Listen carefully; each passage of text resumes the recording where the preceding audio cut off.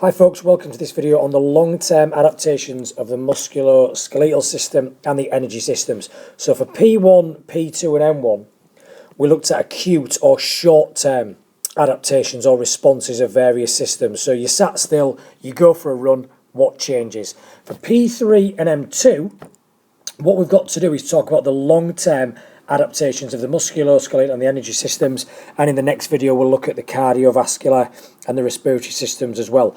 But for this one, what we mean is, if you were to do, let's say, a 6-week or 3 or 4 month training program, what would have changed over those 6 weeks or 3 or 4 months? So long-term changes, not changes within an individual session, changes over a long period. So what I want you to do is imagine, okay, we are talking about, let's say, 6 to 12 weeks of training. You train 3 times a week, something like that. What is going to have changed in your musculoskeletal and your energy systems in week 12 compared to what it was in week 1, let's say. Okay, so we'll look at the long-term adaptations of each of these systems. Okay, so first we're going to look at the long-term adaptations of the musculoskeletal system. Don't forget, what we're talking about, muscular is in muscles, skeletal is in the bones. The muscles and the bones, yes, we talk about them as separate systems, but they are obviously connected. The muscles attached to the bones. What is this picture representing? It's representing something that you are probably very, very familiar with. A word called either hypertrophy or hypertrophy, however you want to describe it. Okay? In other words, what have the muscles done? We have got increased mass. Increased muscle mass. These muscles have got bigger. So as you can see on this guy here, I think this was around about 3 or 4 months actually of intense training. You know, what we're seeing is great, much bigger in terms of the pecs, in terms of the abdominals, in terms of the biceps and the triceps and the deltoids. So this guy has obviously undergone hypertrophy, hypertrophy, however you want to pronounce it. He has increased his muscle mass. What's he had to do to achieve this? Well, ultimately, he's had to eat a lot more protein in his diet. Muscle tissue is made of protein. And coupled with that, he's had to increase his training. But equally, that training has got to be of a high intensity. You don't develop hypertrophy, big muscles, by doing long-distance running or long-distance swimming. This is heavy weights. This is plyometrics, explosive movements, circuit training, where you're using full-body activities and working all the major muscle groups. So that's what you've got to do to achieve muscle hypertrophy, muscle hypertrophy. There is a link, and although it's separate on your sheet, there is something else that we talk about, the one straight underneath it on your little sheets. What does this ultimately lead to? Other than giving bigger muscles, what does it lead to? It leads to increased strength. It leads to more powerful contractions. It leads to higher force production.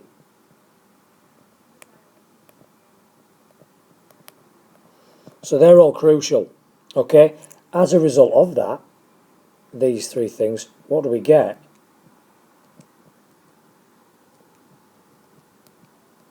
We get a reduced injury risk. If your muscles are stronger, if they are bigger, they are less likely to tear or rip or strain. So it's very, very important for an injury prevention point of view that we also do lots of training in order to develop muscle hypertrophy. Now, as if by magic, another picture has just appeared. Now this one, I'm going to leave all this on just as we go into this adaptation as well, because we often forget this.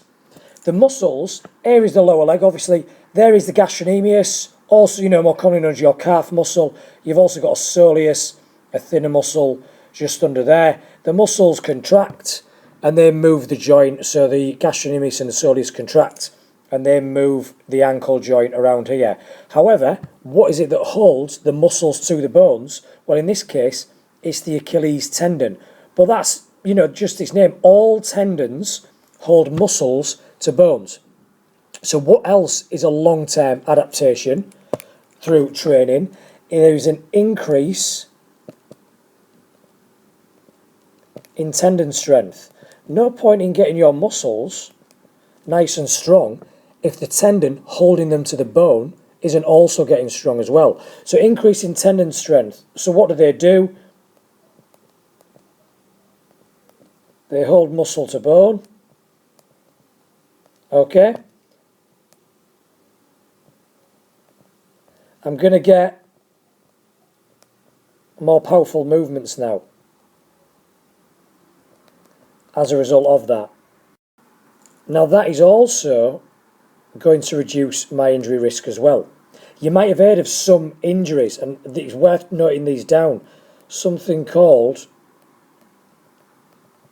tendinitis. Some of you may have even been told that you've had tendinitis before. What is that? It's where a muscle is getting nice and strong and producing big powerful contractions, such as this gastrocnemius here, but the tendon isn't as strong as the muscle, and it's getting worn out, it's getting worn down by the muscle constantly pulling on the tendon, and the tendon being too weak to handle it, and you get things like tendinitis. So by training properly, we will reduce the risk of getting tendinitis, less chance of getting it, because the tendon is getting strong at the same rate as what the muscle is.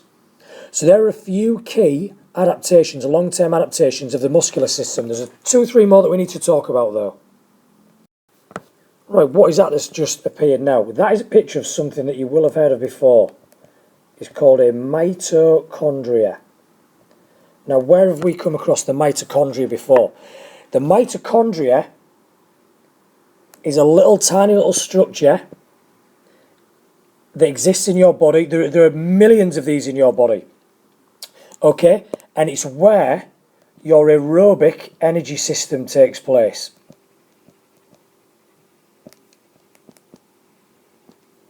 Okay, so we think back to when we did energy systems.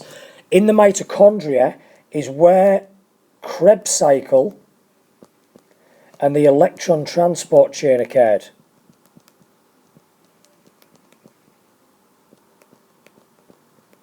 So if you remember, Krebs cycle, I'll just change the colour of my pen. Krebs cycle produced 2 ATP.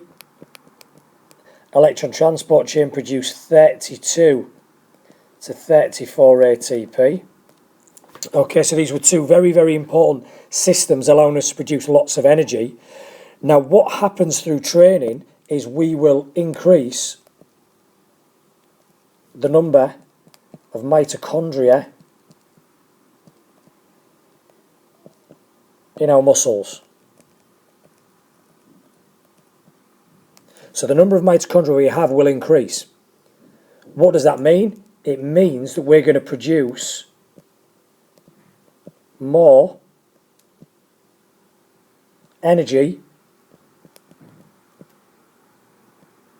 for aerobic or endurance, however you want to call it, activities. You are going to produce more energy using your aerobic energy system. So if I am a marathon runner and I do lots of training, I'm going to increase the number of mitochondria, which is going to make sure I can produce more energy through my aerobic energy system, and I'm going to run for longer. I'm going to run faster over a long distance event, which is massively, massively important. Okay, so they're the type of athletes who are going to benefit from an increase in the number of mitochondria in our muscle cells. I'm going to leave the picture of the mitochondria up there because linked to it, but not exactly the same. What else am I going to increase? I'm also going to increase the myoglobin levels in my muscles, right? Myoglobin, that is something you might not have heard of before, but you'll have heard of its cousin, its brother, its sister, hemoglobin. Hemoglobin is the posh word for red blood cells, okay? They carry oxygen in the blood. So when you want to deliver oxygen somewhere, you carry it in your red blood cells or your hemoglobin. Myoglobin exists in the muscles, and it is the oxygen carrier in the muscles. So just think of it this way. The hemoglobin is carrying oxygen. As soon as the hemoglobin gets to the muscle, it wants to drop the oxygen off into the muscle. Right? But what if your muscle doesn't need to use or want all of that oxygen straight away? Well, what it does is it passes some of the oxygen over to myoglobin, which holds on to it and says, I will store this oxygen in the muscle until the muscle needs to use it. So it's a carrier or it's also known as an oxygen store in the muscle. Through training, as we've indicated by the arrow, we will increase the amount of myoglobin in our muscle cells so we can store more oxygen. So this is the brilliant thing. I need oxygen to produce energy for my aerobic energy system. Through training, I will increase the number of mitochondria, the actual structures that produce energy, but I will also increase the amount of myoglobin, the substance that can store oxygen in the muscles. So that's great. I can produce more energy using oxygen and I can store more oxygen in the muscles. So these are all, whereas hypertrophy and increased tendon strength, they're all to do with maybe weightlifters, powerlifters, jumpers, throwers, sprinters, things like that. These two adaptations in the muscular system are all to do with endurance athletes, runners, long distance runners, long distance cyclists, swimmers, things like that. So it's very, very important to know that we are getting the right adaptations for right athletes. Okay, there are two more key adaptations. This one, I don't want it to confuse you. So before you write anything down, before you take any notes, just listen to it, make sure you've understood it, okay? We are going to increase our glycogen and fat stores. Now you might be thinking, hang on, surely that's a bad thing. That's not. I was always taught that I'll burn fat and things like that when I do lots of training. You do. We are not talking about storage of fat on top of you. We're talking about storing glycogen and fat inside your muscle cells. That's really, really important because it's the muscles that need the glycogen and the fat. So glycogen is basically carbohydrates. So when you eat pastas, potatoes, rice, bread, things like that, you are eating glycogen. Fat is fat, okay? What we are not doing is this. We are not doing that, right? We are not increasing fat stores around here. We are increasing fat stores inside the muscles. This person has got fat store under the skin.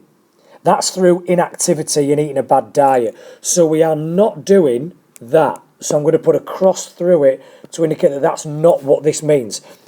What we are doing, we're increasing glycogen and fat stores within the muscles. Think of it this way. It's like taking a car and increasing the size of the fuel tank. If I can increase the amount of glycogen and fat stores within the muscles, it means I am going to have greater endurance, less fatigue, more energy.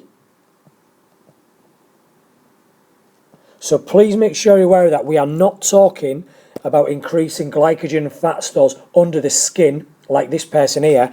We are increasing glycogen and fat stores within the muscles, and the muscles that are using those glycogen and fat to produce energy now have greater endurance, have less fatigue, and ultimately have more energy. So through training, you will train your body to stop storing fat under the skin and start storing it in the muscles where it's needed. So that's another massive benefit, another massive adaptation of our musculoskeletal system. And finally, the last one, okay, is this one. It is increased tolerance to lactic acid. Tolerance means to cope with. In other words, the more you train, the more your body will be able to cope and handle lactic acid. You are going to build up lactic acid. It is unavoidable. But what you can train your body to do is cope with it. I bet you've all seen people who've, not been working very hard and they're already complaining and moaning about the muscles are aching. They've got a very low tolerance to lactic acid. Whereas other people will train and run and still feel pain but won't moan about it. We're not talking about injury pain, we're talking about that burning sensation. That's what we're talking about. But it is where the phrase, no pain, no gain, comes from. The more I train, the more I get used to building lactic acid and the more I get used to the feeling of the pain. So if I train and I don't feel any pain, okay, I'm never going to get used to it. So without pain, I'm not going to get the gain. There are some times where you've got to work hard and you've got to push yourself so that your muscles are sore. When you do that, you are increasing your tolerance to lactic acid. Prime example of someone like that is Alison Felix, okay? She is Olympic and world champion 400 metre runner. What is her event, the 400 metres, all about? It's about producing and coping with high levels of lactic acid. By the time she comes to that finish line, her muscles are full of lactic acid. Same as everyone else who's done the 400 metres. But the one who wins it, i.e. her, she's the one who can tolerate it better. She can still function to a high standard despite the fact that high levels of lactic acid are building up in her muscles. She can only do that if she is trained and she has built up this long-term adaptation of her musculoskeletal system. So the final long-term adaptation is an increased tolerance of lactic acid, or the ability to tolerate lactic acid. Okay? There are just a few quick ones, long-term adaptations of the skeletal system as well. So yeah, we've just spoken about the muscles, but remember it's attached to the skeleton. So there are a few individual ones that we need to look at in terms of the skeletal system, but these are quite brief, but you just need to make sure you explain them. What we're going to do is we're going to increase calcium stores. Okay? What does that mean? It means the bones are going to be more dense. What does that mean? Less likely to fracture. So that's very, very important that through training you're going to increase the calcium stores in the bones, more dense, less likely to fracture. Also, you might have heard of this condition as well. You'll get a low risk of osteoporosis. It's what's more commonly known as brittle bone disease. Older people generally get it, but it doesn't just come on in old age. It comes on for those people who haven't done lots of activity where they're used to carrying body weight. Astronauts, when they've been in space, will come down and have low levels of osteoporosis because they've been in space, there's been no gravity, they haven't been putting any weight through the joints and through the bones. So they will have actually lost calcium for the bones and they'll become less dense. Through training, we make our bones more dense. This makes them less likely to fracture and it gives us a lower risk of osteoporosis. And finally, there's a few other adaptations of the skeletal system. There's a picture of a knee joint. We're just taking the knee joint as a general example. What you'll notice is that we have around the knee joint several ligaments. Ligaments, let's get it in there. Ligaments hold bone to bone. Tendons held muscle to bone, ligaments hold bone to bone. Where are the ligaments? On this picture, there's one, because you can see, look, it's holding, whoops, with the pen on, it's holding the back of the femur to the back of the tibia.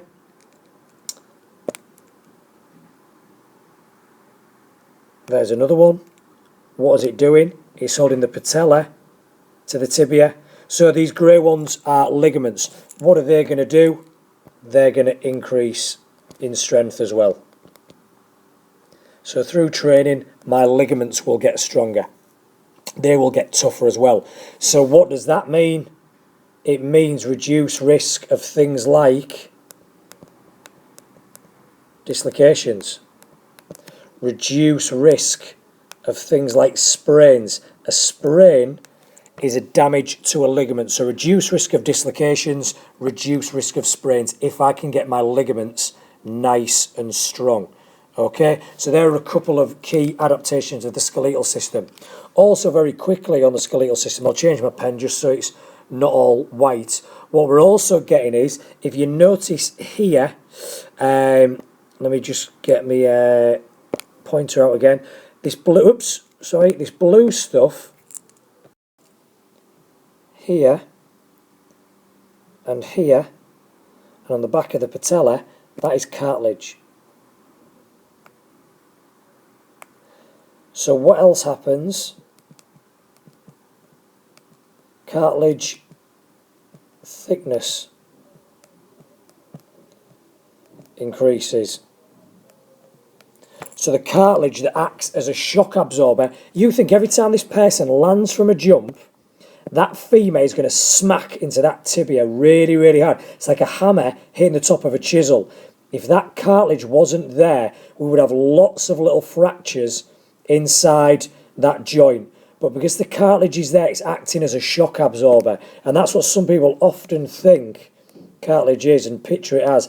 It's a shock absorber. So, with bigger, thicker layers of cartilage, you can absorb more shock in the joints. And it's also going to prevent or reduce your risk of injury. Okay? And there's one final adaptation that we're going to talk about in the skeletal system. And what we're saying here is inside that joint is synovial fluid. Okay? And sorry for having to squeeze that writing in, but when I do training, I will produce more synovial fluid, and that is going to lead to better joint movement. There is more fluid here inside this joint, all the way around here, up behind the patella, in between the tib and the femur. All that fluid is going to lubricate that joint better. You're going to get better movement and again a reduced risk of injury. Right, finally then, you'll be happy to know this one's a lot shorter. There's only two main long-term adaptations of our energy systems that we're interested in. Okay, as you can remember, we had three energy systems. We had the ATP PC system, we had the lactic acid system,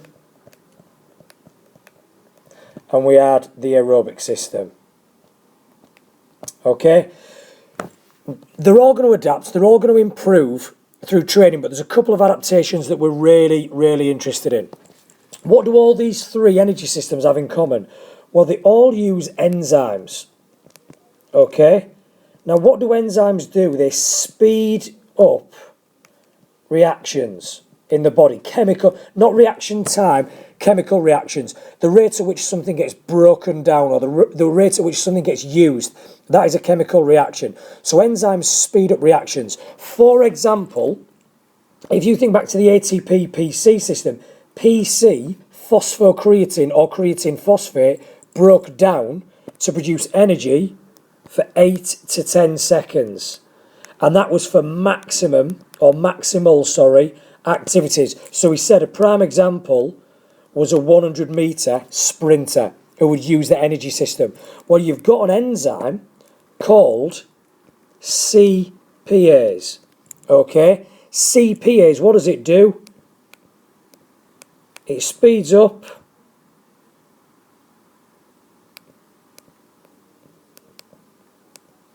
breakdown of, running out of space, of PC or creatine phosphate. So, in other words, when I use CPAs, the enzyme, I will break that PC down quicker, which means I will get the energy from it quicker, which is perfect because I haven't got much time in 100 metres. I need to break down PC very quickly to get the energy from it very quickly. Okay? Similarly, if you remember the lactic acid system, okay, I'll just change my pen colour. We broke down a substance called glucose, your blood sugar, and that gave us energy for about 2 minutes worth of work, and again, for maximal activities. Well, you've got another enzyme, and now thank God, this one, get a load of this, phosphofructokinase, quite fortunately abbreviated to PFK. Okay, that speeds up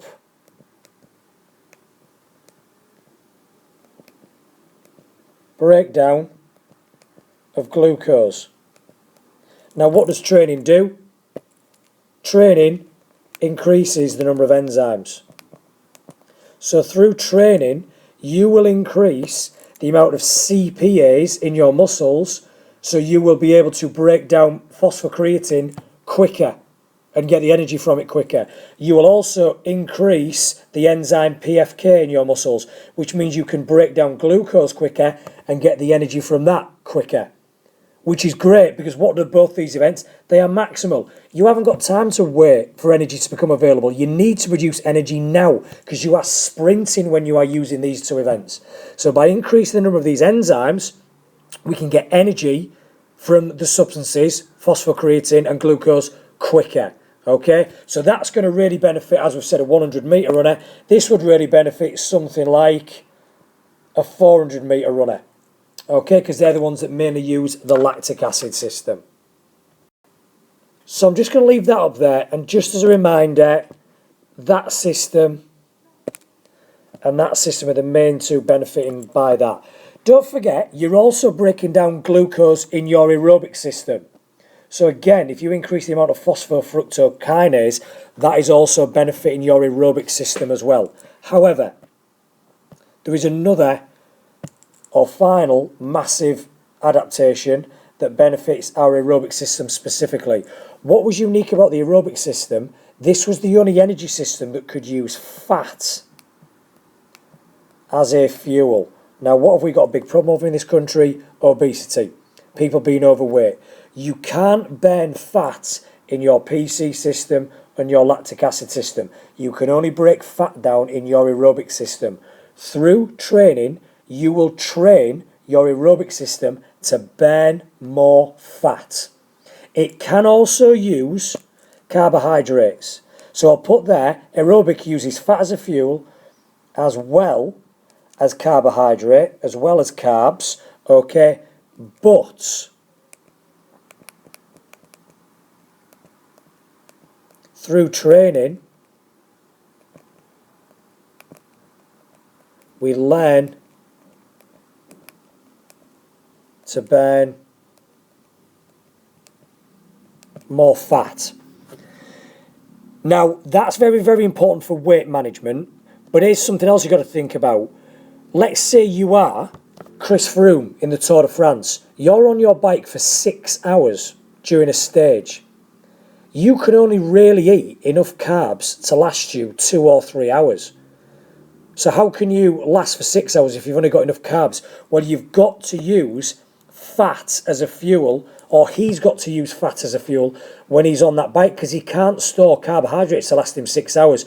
So he's got to train his body to burn a mixture of fat and carbohydrates all the time. I know it sounds daft, but we're not actually built to do that very well at the start. Through training, we learn to burn fat and carbs equally. And again, that's going to benefit our athlete, because they're going to be able to perform for longer, because they're not going to just run out of carbs and that's going to be an end of it. They're going to be able to use carbs and fats as a fuel. But secondly, they're also going to be able to manage their weight better. And that's the one that's important for everyone in society. If you do lots of endurance training, you will learn to use fat more effectively as a fuel, and that's going to help you better manage your weight. There's a lot of information to take on board there, folks. Watch this video as many times as you need to. Pause it. Remember, the merit is explaining it, giving examples, going into that extra detail, okay? So that's what you need to do to get the merit as well as the pass. Good luck.